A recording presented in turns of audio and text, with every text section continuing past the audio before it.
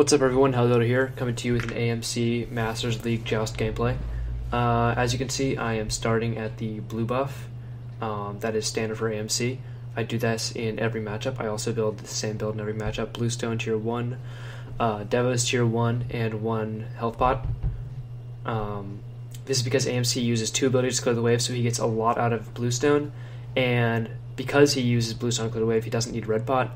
So the best item to get with the amount of gold you have left is Devos, and then if you're going to go for blue buff, which you should as AMC because you use so many abilities to clear the wave, green pot is the best, so that you can survive, really.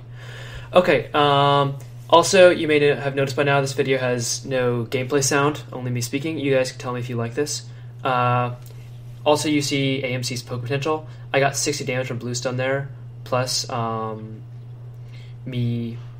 plus the abilities damage. The honey can do a surprising amount of damage early on, as you can see by the kill right there. It really melts away their life. Going to kill his hive under tower. He also seems to have done the same hive placement as me, which you can see on the map. I have one right in front of my Titan, one right near the blue buff, and one right behind my tower, which is basically unkillable. Now I'm going to go for the red buff, but I decide not to because I don't have enough mana. And he's coming for me right now. Going to get my Warrior Tabby. You don't want to stack too early as AMC or in a mirror matchup generally because you'll get super far behind. You won't be able to fight for the buffs, and that's a really fatal mistake. Warrior Tabby on AMC because he has the attack speed buff, so he benefits more from physical power than from the attack speed from Ninja Tabby. Going over to check out what he's doing. Turns out he left one of them up, so I'm going to go ahead and take that, finish it up. Checking for him, but I see he's in tower, so I don't need to check for him anymore. Not going to wait to pick that up. Going to go back to wave, clear it. He places a hive there. That's a mistake. I can just kill it easily. Going to clear the wave while also hitting him. That's really a key thing to do, if you can for free. Now I'm going to go check out that red buff, see if it's up. It most likely is. Oh no, and I decided to go for speed because that's it's a more valuable buff to take because it should be safe for him to get, but because I'm so far ahead and he's so out of position, it's not safe for him to get. The red buff is usually easier for me to get to, so if I clear that now, I can just go back and clear the red buff later, whereas if I'd gone for the red buff, I wouldn't necessarily be able to go for the speed buff. He'd probably be able to clear it safely in the time that I cleared the red buff and then went back to wave. Okay, now I'm going to clear the red buff all safe, checking for him, obviously. Make sure not to hit the side minions too much because that's just waste damage with your AoE on. Picking up the red, going back, and I'm thinking about getting Devos because I have basically the perfect amount of gold, but Ikavol is so incredibly strong that even if it's not the perfect amount of gold, you get it. And you sell Bluestone pretty early because it's really for clearing wave. You can all but full clear wave at level 4, which is pretty incredible for an ADC.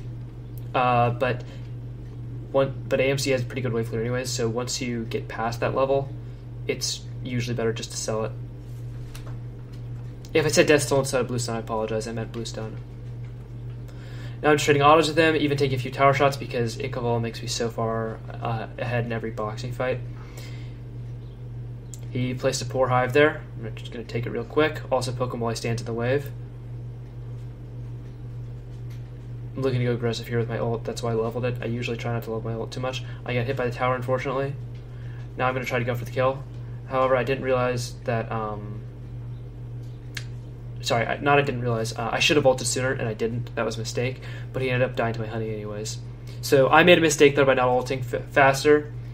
There's no harm in ulting as AMC early, because you're never going to waste your ult on a kill, really, because you can pick it up and then it's an 18-second cooldown. I'm just clicking on hide. You definitely want hide instead of executioner here because AMC still does a lot of damage, even if he's behind. He places a very poor hive again.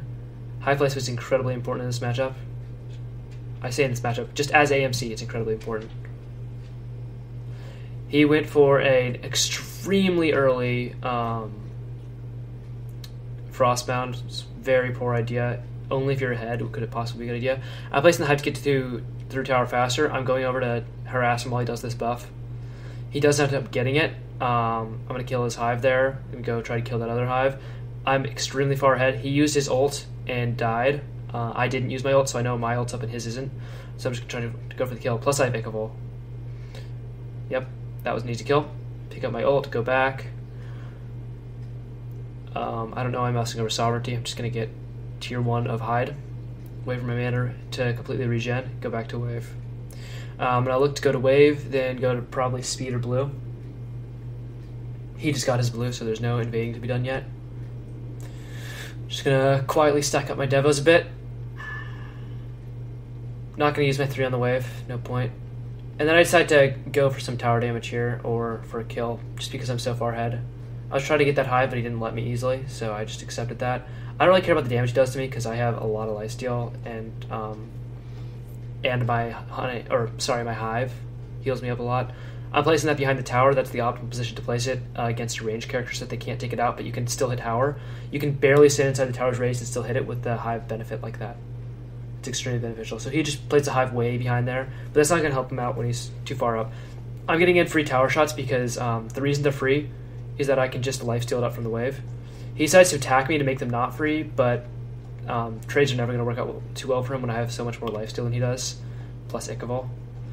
So even though he got more damage on me there, because he was able to hide behind the mini waves, I have Ichable plus lifesteal, and I can just ult to clear it up. Even if he had hit me with his ult there, I would have done like 150 damage max. He doesn't have any pen. Just going to finish up the tower, clear the wave, clear that hive, go for the red and then back. I already have a hive up at the red, so I don't need to worry about using the mana for that, even though I had the mana for it. Running right through there, not wasting auto attacks on the side minions so that the AoE can take care of them by itself. Getting that full hide. I was considering getting Shield of the Underworld there, but I realized that he just doesn't do anywhere near enough damage to kill me. Like when he's trying to run away, he's not going to be... He doesn't do enough damage. I can pretty much kill him whenever I want. I guess the worst case is I'm like chasing him under tower, like under Phoenix, and he pops it, but I don't have Fatalis or Frostbound, so it's not like I'll be able to keep up with him if he wants to run away. I won't really be able to keep up for too long under Phoenix. Just clearing this red buff without using any abilities because I don't need to. And Muzen does have consistent mana problems. I'm clearing this out and checking for speed, but speed's not up, so I'm just going to go around because I can't. Otherwise, I'd miss that minion wave. Getting ready to get that Executioner. It's incredibly valuable, especially because he's just starting his defense items. Either that or he's about to. I forget if he's started them yet, but he's about to. I don't even care about the damage on him. I just care about getting a really good hive in, because that allows me to get so much damage. Now I'm going to kill some of his hives. He's going to kill some of mine. I let him kill there. That was a mistake. I could, if I had had my hive, I could have chased him, but now I have my hive again, so I can chase him again. He's just placing very poor hives. I'm actually going to take another tower shot to kill this one because it's so critical to kill Muzen hives if you're ahead and have enough defense against the tower. Now I'm going to go for a kill. Got the kill. I'm going to get some Phoenix damage actually because I'm just at the point in the game where I have a lot of Phoenix damage. My Devos is fully stacked, or not fully stacked, but all but fully stacked. I'm going to clear the wave and then back. Get the full Executioner, perfect timing. That's really perfect because he got Steel Mill just then. Getting Executioner right when your opponent gets defense is just the best feeling in the world. Gonna go back, ping the Phoenix there just to let you guys know I'm really gonna go hard on the Phoenix. I'm not gonna, you see I'm missing 2 buffs, potentially 3 if he's getting the blue. He ults there for some reason. I placed my hive poorly again. Had I placed my hive better, I could have gone for the kill there.